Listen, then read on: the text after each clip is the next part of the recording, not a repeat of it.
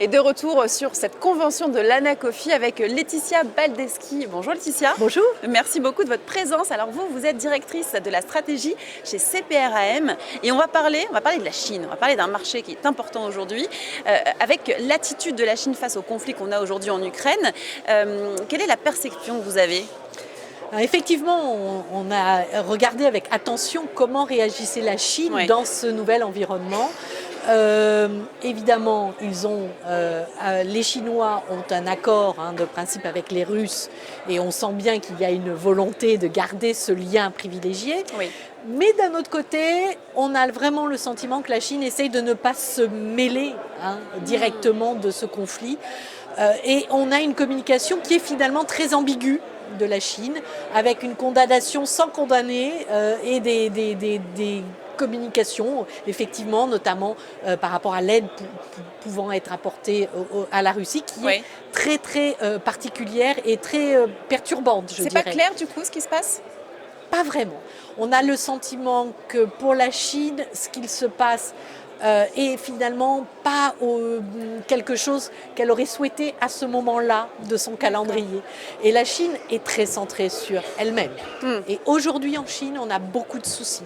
Beaucoup de soucis sur la conjoncture, qui est très très mal orientée. Quand on regarde les derniers indicateurs économiques publiés, ils sont tous en baisse. On a la problématique du Covid, qui a fait son retour, qui se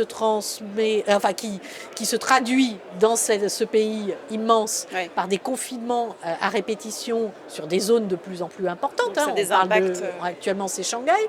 Donc, tout ceci vient perturber la lisibilité de la conjoncture chinoise. Et on voit bien que ça a un impact sur l'économie chinoise directement. Ça affaiblit la demande intérieure assez nettement. Ça perturbe les chaînes de production. Donc on a un pays qui va avoir beaucoup de difficultés aujourd'hui pour remplir son objectif de croissance annuelle prévu à 5,5% pour l'année 2022. Et ça, c'est un sujet majeur pour les autorités chinoises et leur principale préoccupation. Pourquoi ? Parce que nous avons une échéance politique majeure. À l'automne prochain, le 21e congrès du Parti communiste chinois qui doit voir la reconduction du président Xi Jinping pour un troisième mandat, ce qui est une première depuis Mao. Donc on a vraiment une focalisation de la Chine sur elle-même et toute cette perturbation finalement n'arrive pas du tout au bon moment pour la Chine. Donc on voit bien que dans sa communication, ils condamnent sans condamner, ils aident sans aider, en essayant de rester le plus en dehors possible de cette situation. Oui, ils veulent se retirer de cette situation. Mais nous, Européens, nous, les Américains, nous sommes dans une période où nous regardons avec attention ce qui se passe en Chine. Pourquoi ? Parce qu'on pense tout de suite à Taïwan. Oui. Est-ce que ça peut guider la Chine ?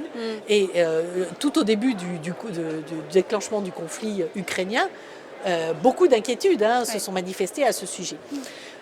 Pour ma part, et je pense que chez CPR, nous sommes beaucoup à penser cela, nous pensons que le moment n'est pas le bon moment pour la Chine. La Chine, comme je le disais, a ses préoccupations qui sont plutôt macroéconomiques et politiques, intérieures. Taïwan, oui, il y a une volonté de réunification, mais pas forcément cette année, dans quelques temps.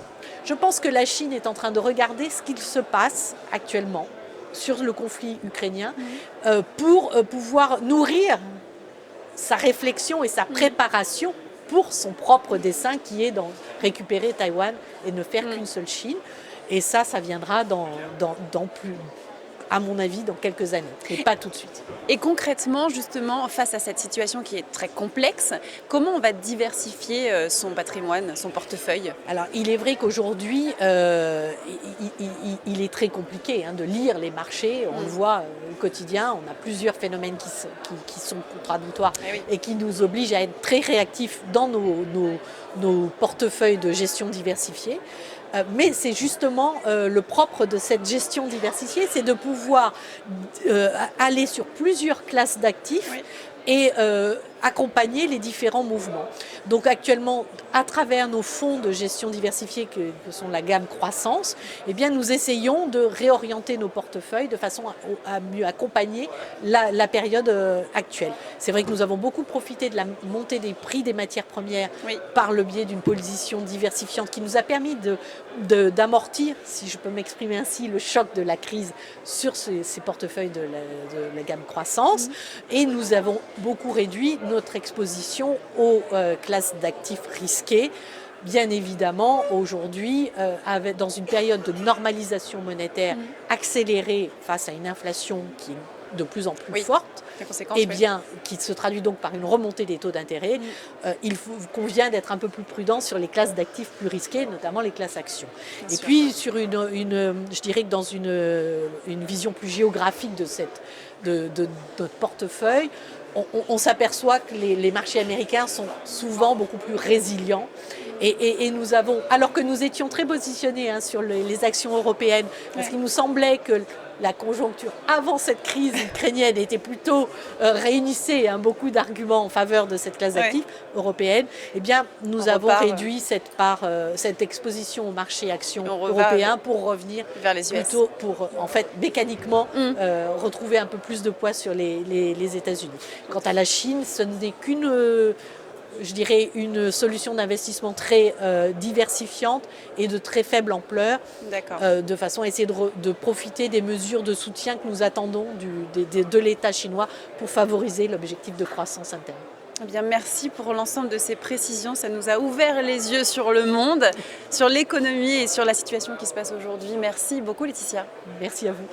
Et merci à vous. Je vous donne rendez-vous très rapidement pour de nouvelles interviews, toujours en direct sur la convention de l'Anacofi.